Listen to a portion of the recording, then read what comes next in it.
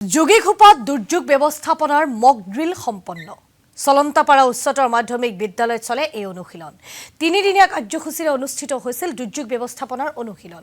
অনুষ্ঠানত উপস্থিত থাকে বাইতামাৰী ৰাজচক্ৰৰ ভাৰপ্ৰাপ্ত চক্ৰ বিষয়া ৰাজেশ সিং উপস্থিত থাকে মহাত্মা গান্ধী মহাবিদ্যালয়ৰ ভাৰপ্ৰাপ্ত অধ্যক্ষ ডক্টৰ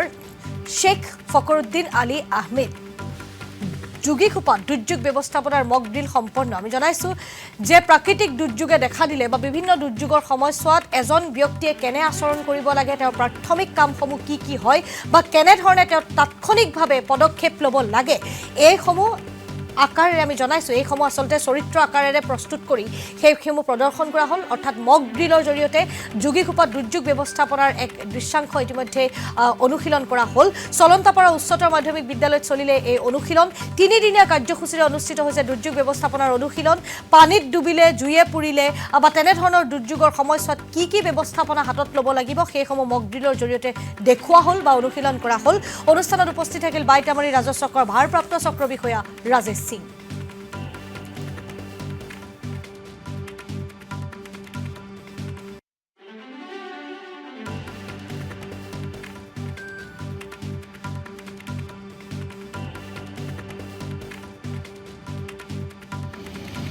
আমাৰ আজদামা আৰু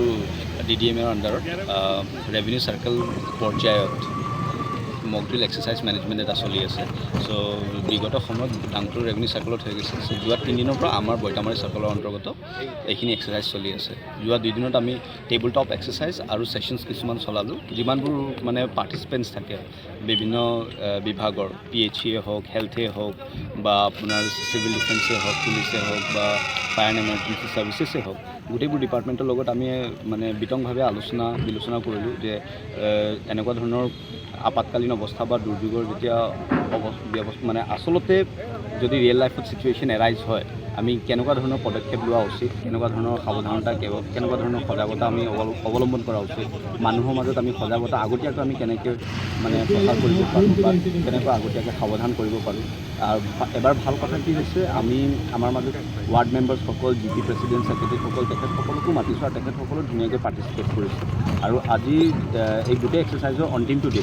দিনৰ হিচাপত আমি মক ড্ৰিলটো ইয়াত আজি পাতিছোঁ এই হৰিপানী নদীৰ ওচৰত এই মক ড্ৰিলত আমি দেখুৱাবলৈ চেষ্টা কৰিছোঁ যে কেনেকৈ বানপানীত 10জনমান মানুহ ষ্ট্ৰেণ্ডেড হৈ গৈছিলে ফচি গৈছিলে 10জনৰ ভিতৰত 2জনমান মানুহ চিভিয়াৰলি ইনজিউৰ্ড হৈছে তেওঁলোকক আমি কেনেকৈ ৰেস্কিউ কৰি SDRFৰ হেল্পত ৰেস্কিউ কৰি কেনেকৈ আমি মেডিকেল ট্ৰিটমেণ্ট দিয়ালোঁ আৰু কেনেকৈ বাকীবোৰ মানুহক যিবোৰ মানে ফচি আছিলে